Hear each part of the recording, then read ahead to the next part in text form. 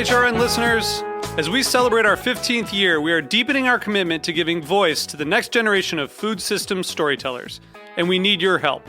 Our internship and fellowship programs help activate new possibilities for underrepresented and underestimated young people through experiential journalism, audio engineering, and production training. Through these unique programs, HRN helps food equity stewards build essential workforce readiness skills that expand their potential and foster economic mobility. Please consider supporting these critical programs. And with a minimum donation, you can be entered to win a dinner for two at an amazing restaurant in one of 8 cities and tickets to a concert at a great venue in one of those cities. We have incredible partners across the country who have donated, as they also share our passion for helping to educate the next generation of food systems storytellers. Check out heritageradionetwork.org/15 to donate and enter to win today. That's heritageradionetwork.org/15 to donate and enter to win today. And make sure you donate before March 31st. Thank you. The following program has been brought to you by Cain Vineyard and Winery. Cain Vineyard and Winery supports Heritage Radio and the growing movement to change how Americans eat and how we think about our planet. For more information, visit www.cain5.com.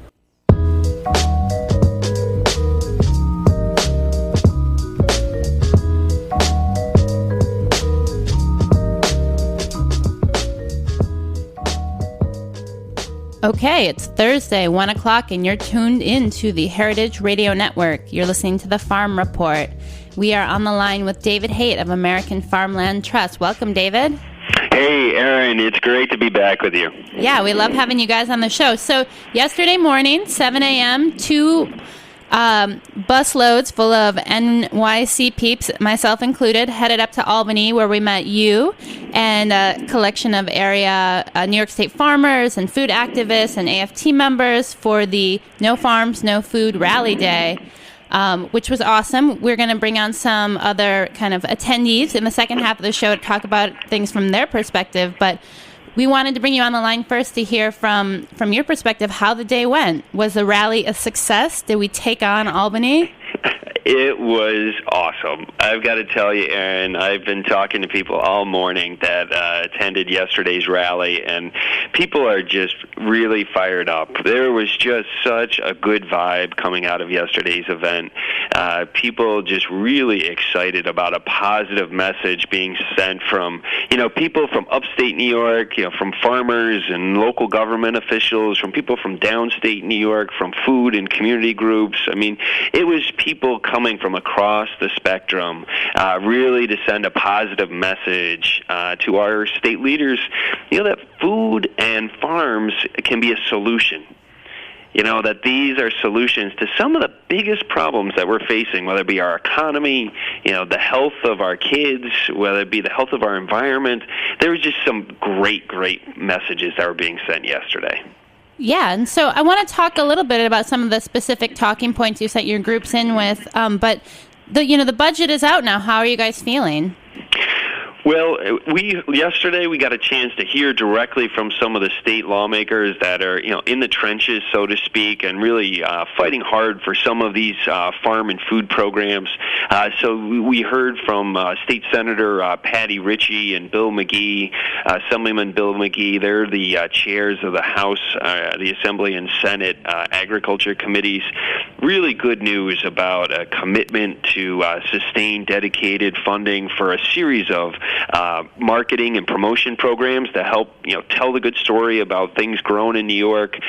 Programs like our Farm Viability Institute that really helps with business planning and business development for farmers, and then programs like integrated pest management to help our farmers deal with pest problems but reduce the amount of pesticides that they have to use to do it. So really good news about those agricultural programs being kept in the state budget.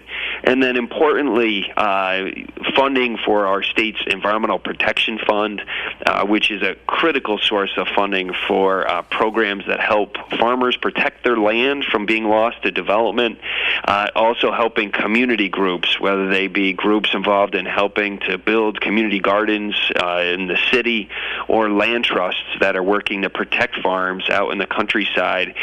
Some of the key funding within the Environmental Protection Fund was held stable as well. well. So just some really positive news in a very, very difficult budget environment. Yeah, I think that's been kind of the talk down here, is especially in New York. I know you've probably heard about Mayor Bloomberg's response to the budget, and kind of the top thing on everyone's list. I'm curious, when you're putting together the rally day, how do you guys kind of decide on like what are going to be the most important pieces to you? Because I know, if you had a magic wand, the list might look a little differently. And I'm specifically kind of wondering about the Farmland Protection Program, the funds that you asked to be committed for that program. You asked for a commitment of $12 million. And I was curious, looking at the write-up here, that obviously the state has promised a lot more than that to New York State farmers. So kind of where did that number come from, and what are you guys hoping, that's going to look like over the next few years? That's a great question, Aaron. Our state's Farmland Protection Program it offers farmers an alternative. What you frequently hear from farmers is, my land is the most valuable asset that my family and I own. And so if times are tough, they're not making a good living from their land, or if they need to put a kid into college or pay for something else, what do? They sell off that land, and frequently that means that it gets developed into a subdivision or some other type of development. And what the Farmland Protection Program does is it gives farmers an alternative, a financially competitive alternative, and it pays them, rather than to develop their land, it pays them to permanently protect that land and keep it all permanently available for agriculture. And so if you're somebody that wants to become a farmer, this is a great tool to help make land available for you. The problem we face is that the state has promised now $70 million to 60 families to help them protect their land, and now has been very slow in making that money available. Aaron, I will say that the funding this year for that program is up from last year. That's great. And so that is fantastic, and I can't tell you how excited we are that Governor Cuomo proposed that in his budget, and then the legislature supported that in the final budget. They just adopted it 2 this morning. Oh, really? They were in there late night, huh? They were. I understand the State Assembly finished up around 1:30, 2 o'clock this morning. So if we have a haze in our head from yesterday, they're definitely feeling it. It was a late night in the Capitol. Cool. So let's talk a little bit about, the No Farms, No Food. I mean, obviously you guys are working on issues beyond the scope of just farmland. One of the platforms that you were talking about this year was looking to increase the availability of nutritious food grown in New York. Can you talk about some of the programs on that agenda? Yeah, absolutely. I mean, I think there's a recognition by more and more New Yorkers that, our food matters, and particularly if we can get better access to nutritious food, that's going to deal with some of the really vexing public health problems we've got. So one of the programs we were talking about was the Hunger Prevention and Nutrition Assistance Program. That's a program that's accessed by our emergency food providers, food pantries, soup kitchens, that they use those dollars to help buy fresh produce to be able to bring into their system and be able to distribute to low-income New Yorkers. There's some great examples, though, of how that program has been used to help not only get good food into the hands of people that need it, but to actually use those public health dollars to pay farmers in New York to grow it. And so there's some great examples. Some of our friends at Just Food and others are doing some great things to not only feed people good food, but also to get the dollars to stay here in New York. So the funding for that is at least held harmless. It's basically staying at almost $30 million in this year's state budget. But we also see some real interest in the governor's office, in particular, Governor Cuomo talking a lot about farmers markets and community-supported agriculture. They're proposed, and the legislature has supported kind of looking at new financing options to help beef up farmers markets. And so there's some good news on the horizon that our state leaders are really talking about new ways to get good food in the hands of everybody here in New York. That's exciting. I know we had Alexis Stevens, who runs the Green Market EBT program, on earlier this year, saying they had put just over $500,000 for 2010 in EBT dollars at farmers markets. So we're excited to kind of see support for that and to look at those numbers growing over the next few years. So The other thing, Aaron, I'll say one of our other priorities is really about economic development. And I think one of the great pieces of news that we took away from yesterday is that, Governor Cuomo has talked very actively about food and agricultural businesses being kind of one of 6 key industry sectors that our state needs to focus on. And so they are going to be developing regional economic development councils, 10 of them around New York State, to help drive economic development here in New York.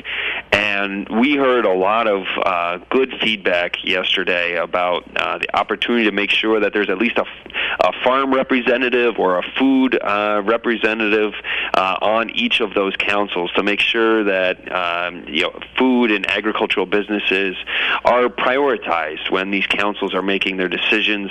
There was also a lot of talk yesterday about Hunts Point.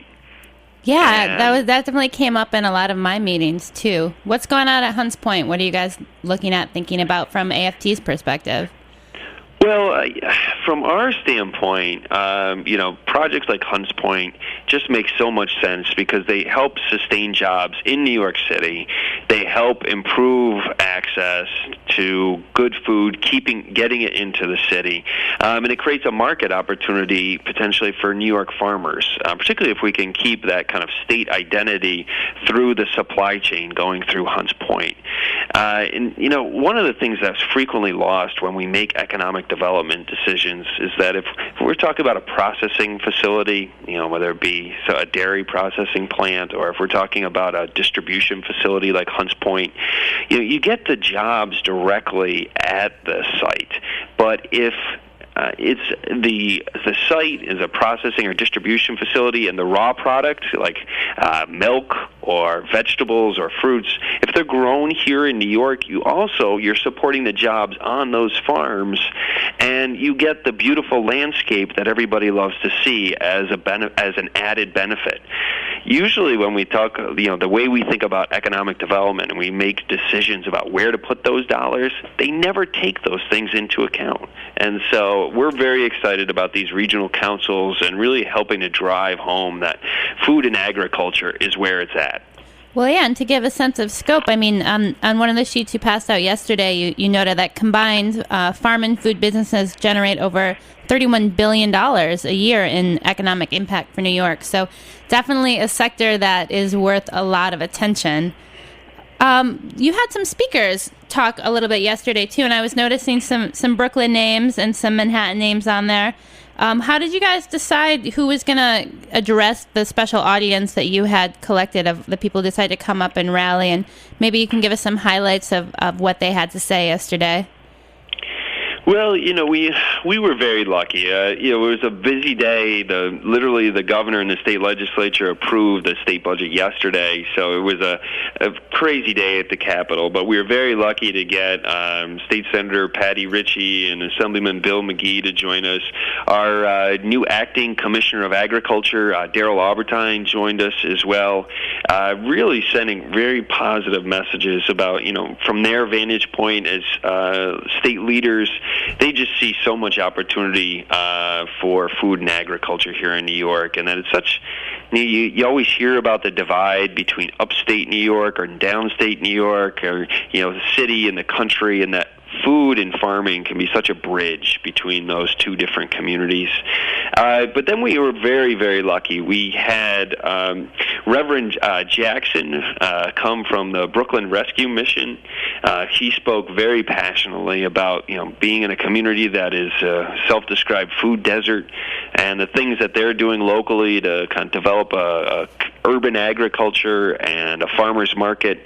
But they just see that as kind of scratching the surface, and they just have some exciting plans to create food hubs to get food grown by farmers here in the countryside into their part of Brooklyn.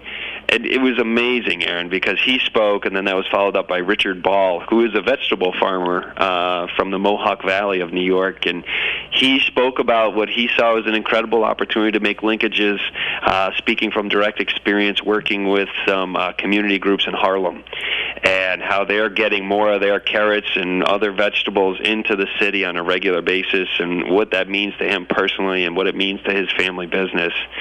And then last, but in no ways least, the man that brought it all down was Robert Morgenthau. He is the former district attorney for Manhattan, and but also a farmer. And so his family has owned a farm in the Hudson Valley for 90 years, and he talked about all the things he's seen change on his farm. But from his experience in Manhattan and his family farm's experience up in the Hudson Valley, just real opportunity and excitement around agriculture today. And so, as he pointed out, we're going downhill for a lot of farms, and that there's been a lot of opportunities lost. But he sees, and I agree with him, that things are on the rebound. I know, I'll admit I was a little starstruck. The man, the legend. So we're about to take a quick break, but before we do, can you let our listeners know where they can find out more information on getting involved with AFT's work here in New York State? Absolutely. If you want to find out more about what we do or about yesterday's rally or maybe things going forward, you can visit our website at farmland.org/New York, or you can visit our Facebook account, which is American Farmland Trust NY. Awesome. Thank you so much, David. Get a little rest today, huh? Thanks, Erin. And hey, thank you. I love the fact you were able to join us. I can't tell you how much that means. Great. I was happy to be there.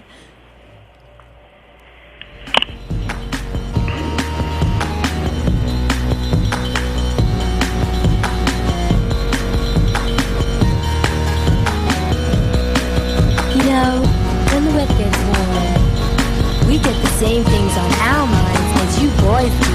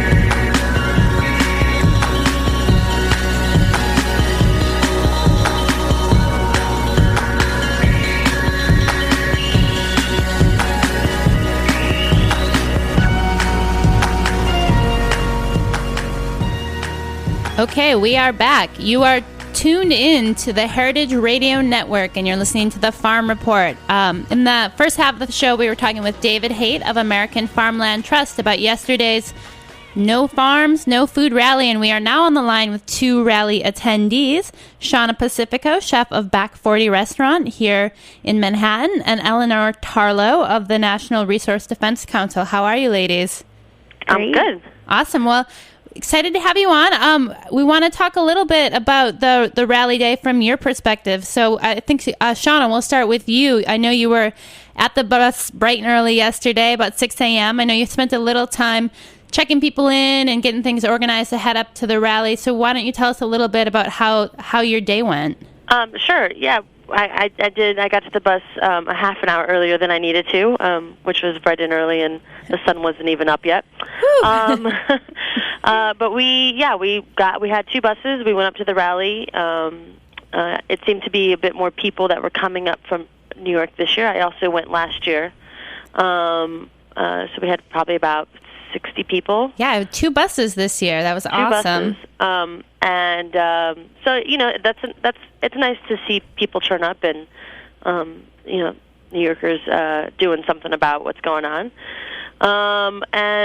We went up to the rally this year. I definitely, for me, was different this year. I kind of knew what I was getting into a little bit more. And like I was saying yesterday, it definitely had a different feel to it. People seemed a bit more excited, more into it.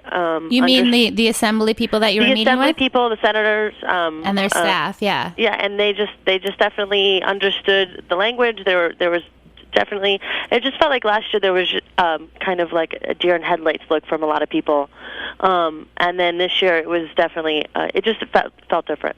Progress. I know. That's great. I felt like I accomplished something. That's awesome. More this year than I did last year. So just for our listeners who may not be aware, I think you and I were both first timers last year, and we were expecting to show up and maybe get a placard and rally, a little bit of like, hell no, we won't go. But that's not really kind of how the day went. Can you just explain for our listeners a little bit like what you did throughout the day? Sure. Well, we all got there around 10 in the morning, and we get divided into groups. I think there was about 200 people there. And each group has a group leader who's definitely a bit more versed in the issues that we're talking about. And basically we're going to these assemblymen and women and asking them to either restore funding for certain projects or give more money or not take money away from these projects. And we go, and the day is divided up between meetings that we have set up that are already set up for us. And we go in, and it's usually groups from, my group had 6 people, 7 people. I think some groups were up to like 10 people. And we just kind of go in and give our story, basically talk personally about why, we care about these issues that have been outlined for us to talk about. So you're a chef at Back 40, a wonderful restaurant in the East Village, located on Avenue B between 11th and 12th. What was your story? Why are these issues important to you? I basically came from the point of just kind of being there to support farmers and saying that I'm the end product. This is where I'm the person that's buying these products from these people and then selling it as local food. So I just kind of explained that if without these farms and without these farmers, putting everything on the line for me, for my job, I wouldn't have a job. So that kind of was, and I might have said that particular story in 7 different ways throughout the day. That's awesome. So, Eleanor, let's bring you in. We were in the same group, and to just give people kind of a sense of the scope, our group had a dairyman whose dairy farm is milking 900 cows. We had someone from the Audubon Society of New York. We had someone from the Brooklyn Food Commission. We had community gardeners. We had a farm intern from Consider Bardwell. And then Eleanor, you and a few other women were there representing the National... So tell us a little bit about your role and what brought you guys up to the rally yesterday. Sure.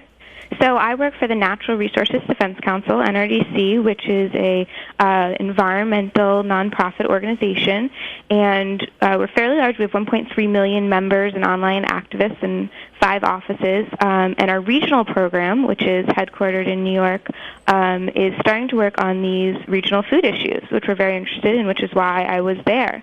And we're trying to work on increasing the amount of local, sustainable food that New Yorkers can access, because we think it's a really important issue, and that involves protecting our farmland and also increasing our infrastructure, so our markets and our distribution systems. Awesome. And were there any of the kind of items outlined from the American Farmland Trust talking points that were particularly of interest to your group? Well, we are starting to work on Hunts Point, which is one of the largest wholesale markets in the world, and it's a very important market. It generates billions of dollars of revenue for New York and provides New York with thousands of jobs. And we were lobbying yesterday, the New York State legislators, on providing critical renovations for this market because it is running at 50% over capacity. I think actually you made this wonderful point yesterday, which is that a lot of the food has to be stored in trucks that idle all day long. And so the emissions associated with these diesel trucks are pretty bad, and Hunts Point is located in the South Bronx, which has already high asthma rates. So NRDC is really hoping to renovate this market, which is a critical source of revenue and jobs for New York, make sure it doesn't move out of the state, which I don't know if you saw, there was a Wall Street Journal article today about the potential for the market to be moving to New Jersey, and they've identified a few sites in New Jersey. Yeah. Hell no, we won't go. I know, which would not be good for New York in terms of jobs and revenue. And so we're hoping that we can renovate this market, keep it in New York, and create a carve-out for wholesale farmers markets so that people upstate who are farmers have a really important market that they can sell and distribute their food, where New York City chefs who are interested in purchasing local food for their restaurants can go and shop. And, make it more profitable for farmers, really provide them with market. There's some crazy statistic that even though New York State produces 10 times more than we demand in apples, we import 75% of our apples out of New York State. And setting up markets and distribution systems like Hunts Point for local farmers can really help to, provide an opportunity to sell those goods. Awesome. Well, that's exciting. So, ladies, anything that kind of stuck out as surprising or unexpected from the day? Any kind of? I know some of the things that surprised me last year were just how the offices were decorated. I mean, we don't have to be all serious, but I think For those of us, like myself, who hadn't ever kind of been up to Albany or participated in a lobbying day, let's paint a little bit of a picture for our listeners about kind of the scenarios we were walking in and out of through the day. I think that my group, we went into discussion about how the time of day just completely slipped us, and it seemed a little bit like almost like being in a casino, because you're just walking through these halls that are pretty vanilla, like beige walls, beige carpeting, no windows, right. And it just was like, where am I? Like, it's like Twilight Zone. And the offices, I mean, to me, they just was like 1975. A lot of them decorated. But the Capitol itself, when we went to the Capitol side of the building, that was pretty nice, and the stairwell and all that. Yeah, and I was impressed when we first walked in that there was, I don't know if it was just because we were there that day, but there was a farmer's market on the entry-level floor. No, I think they have a farmer's market there once a week. Once a week, yeah, which is great.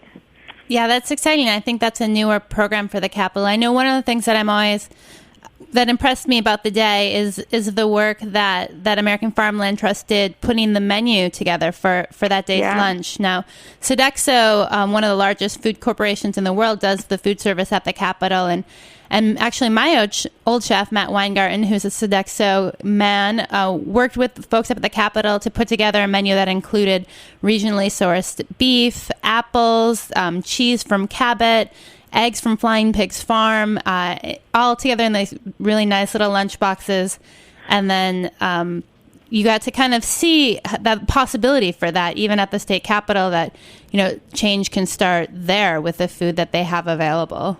Sure. I mean, I kind of really like the story, how you were explaining how hard it was to get a New York apple into the Capitol last year. That just kind of, speaks, I think that speaks a lot to, here are all these great New York products, and Albany is up there surrounded by, different communities and areas that have a lot of farms, and then it's, so hard to get these New York products even in a place of that size. Right. But hopefully that'll change soon. Yeah, there was definitely a lot of New York pride happening. I know we met with several Assembly people from the Bronx, who I was really surprised that there seemed this huge interest in developing farmers markets up in that area and really looking at ways to get more healthy food into that community. So it was exciting to hear that. And then I think the three of us are Brooklyn residents. And it's also nice just to identify kind of who your legislators are and who your assembly people are, and to realize, you know what, they have offices here in Brooklyn. And as New Yorkers, we don't have to wait for a special rally day to head up to Albany. We actually have offices where we can go and set up times to speak with our legislators about some of these issues. And I think one of the biggest takeaways for me has been, it's not that scary, and you don't have to be an expert. You don't have to know everything, but just kind of getting out there and sharing your story and sharing your voice is a really powerful way to send a message. Yeah, and everyone was so enthusiastic and open to the messages that we were sending. So I would echo what you said and encourage everyone to get out and get this message heard. Awesome. Yeah, absolutely. I agree. The scariness has definitely been taken away. You don't have to be well versed in these issues. You just have to care and show these legislators that we care. Yes, and hell no, we won't go. No farms, no food, right? Yeah. Awesome. Well, thank you so much for joining me today, ladies. It was great to spend the day with you yesterday and get a chance to debrief a little bit today. Yeah. Tune in next week, 1:00 for the Heritage Farm Report.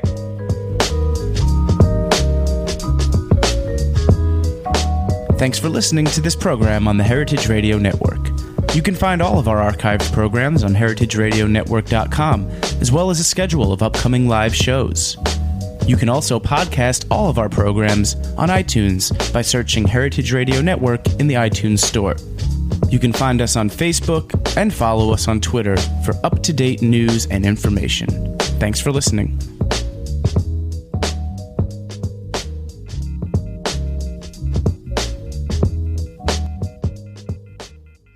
The following message has been brought to you by Fairway Market.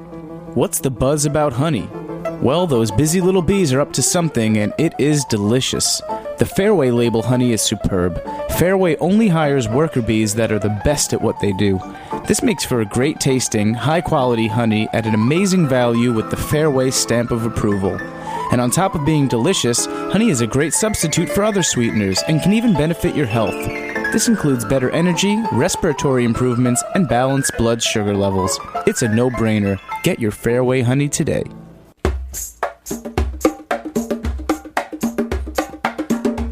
The following is a public service announcement from Heritage Radio Network. The Snacky Tunes compilation has arrived and is available for free on our website, heritageradionetwork.com. This compilation features live performances from some of the hottest acts around today, including Midnight Magic, Surfer Blood, Oberhofer, and more. Again, you can download this compilation for free on our website, heritageradionetwork.com, and make sure to listen to Snacky Tunes every Monday at 2 p.m. on Heritage Radio Network.